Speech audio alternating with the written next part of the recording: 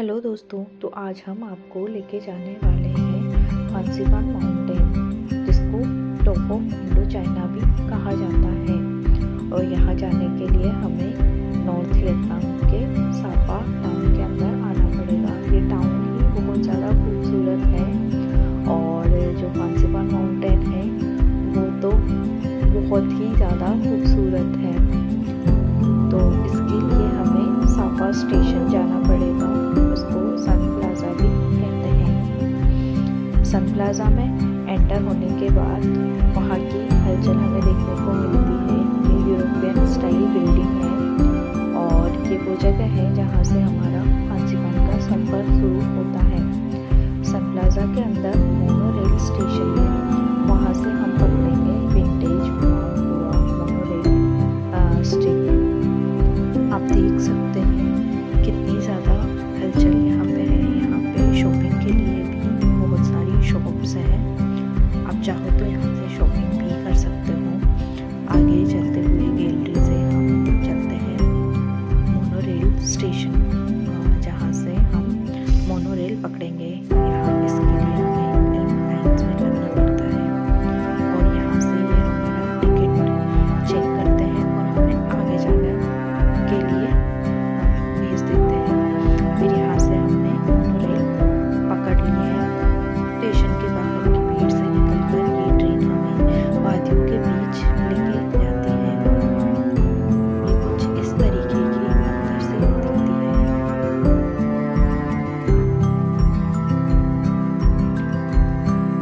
तो हमारा सफर शुरू हो चुका है। खिड़की से बाहर से सापा सिटी का व्यू बहुत ही खूबसूरत लगता है और दूर से दिखते हुए पहाड़ और पहाड़ी रास्ते और पहाड़ों पे बसे हुए घर तो बहुत ही सुंदर दिखते हैं। जैसे लगता है मानो हम किसी पेंटिंग को देख रहे हैं। उड़ते हुए बादल और पहाड़, बहुत ही खूबसूरत नज़ारा हमें देखने को मिलता है। बीच में मोनोरेल जब दूसरी जाती हुई दिखती है तो वो भी बहुत ही सुंदर दिखती है। वहाँ से मोनोरेल से उतरते ही हम सीधा पहुँचते हैं सनवर्ल्ड।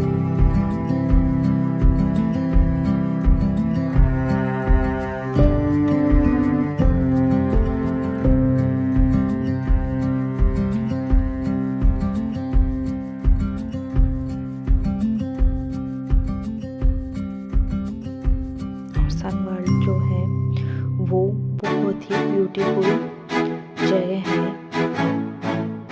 इस वाले सनवर्ल्ड को फॉन्सिपान सनवर्ल्ड कहते हैं। ये बहुत ही ज़्यादा सुंदर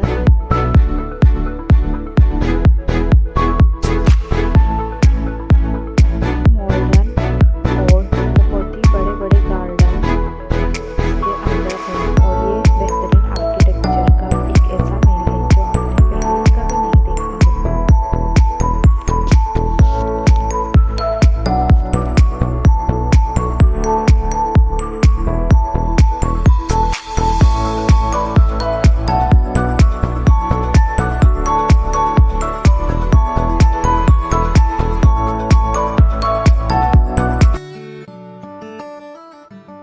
सनवर्ल्ड में आगे हम चलते हैं सनवर्ल्ड कल्चरल विलेज में।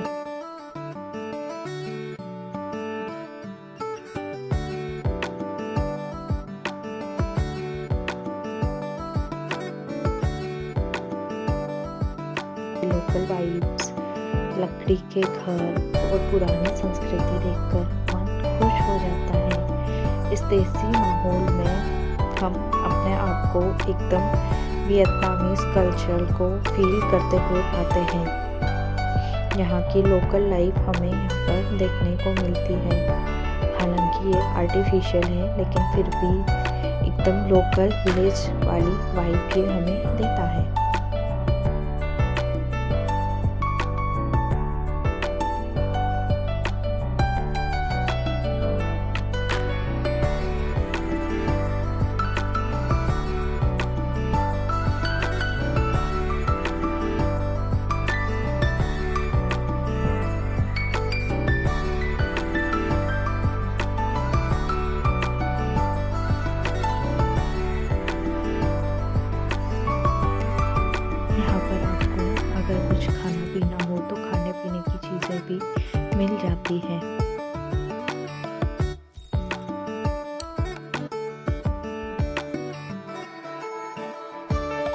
लोकल विलेज वाइब्स फील करने के बाद जब हम आगे बढ़ते हैं तो हम कांचीपान संगम के और भी ज़्यादा खूबसूरत नज़ारों को देखते हुए आगे बढ़ते हैं। और जो केबल कार स्टेशन है उसके जस्ट बाहर ही हमें बहुत ही खूबसूरत आर्किटेक्चर वाला टेंपल देखने को मिलता है। आगे सनवर्ड लिखा हुआ है और यहाँ से पहाड़ों के नज़ारे बहुत ही खूबसूरत लगते हैं। आगे हम एंटर करते हैं वाओ पास में होके। केबल कार लेने के लिए हमें वाओ रेल पास से होकर जाना पड़ता है। और अब हम जाते हैं केबल कार लेने के लिए आगे।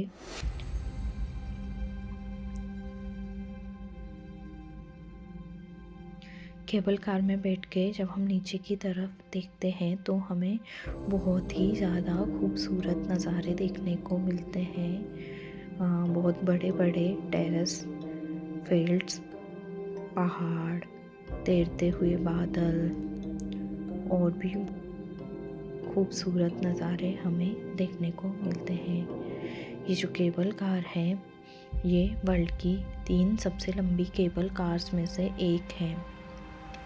जैसे जैसे हम फांसीपान माउंटेन की तरफ बढ़ते जाते हैं नज़ारे और भी ज़्यादा खूबसूरत होते जाते हैं। ऐसा लगता है जैसे हम किसी केबल कार में नहीं बल्कि बादलों के ऊपर तैर रहे हैं।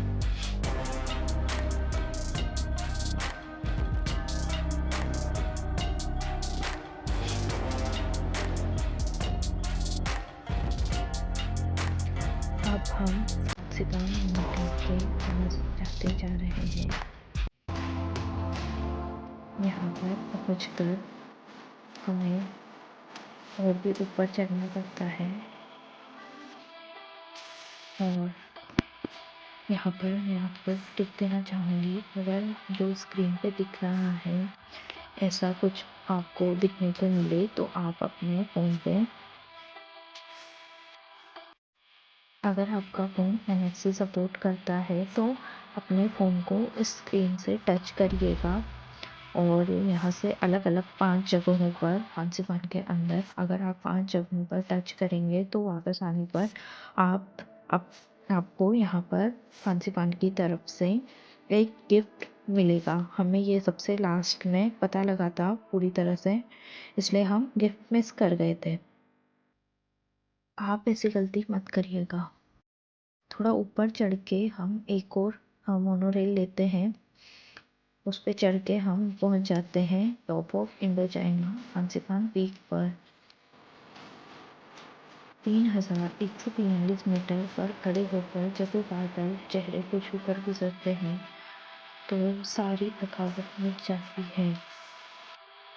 फांसीपान की चोटी पर पहुंचकर जब बादल उड़ते हुए आपको घेर लेते हैं तो ऐसा लगता है बस यहीं थम जाए।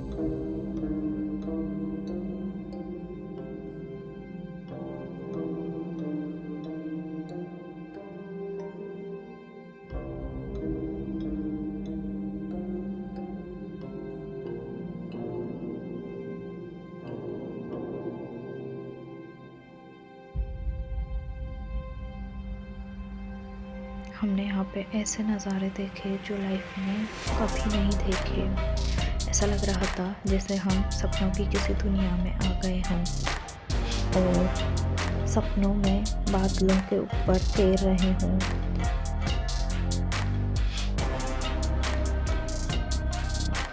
अगर आप कभी भी वियतनाम जाओ तो सापा मिस मत करना और यहाँ पे फांसीपान माउंटेन को तो बिल्कुल भी मिस मत करना। ये एक बहुत ही खूबसूरत जगह है।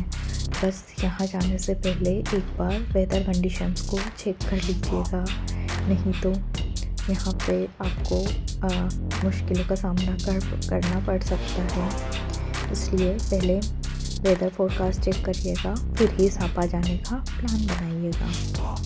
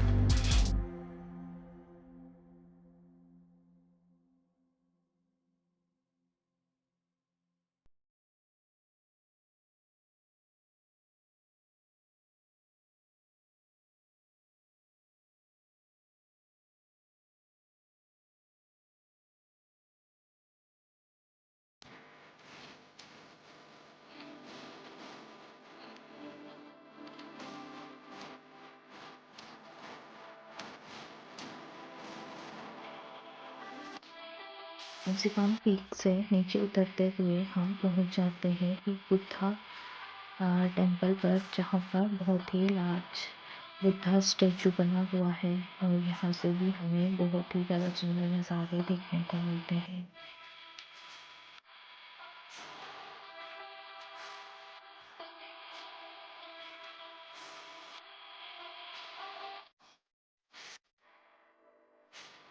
तो यहीं पे हमारा फंसीपान का सफ़र ख़त्म होता है।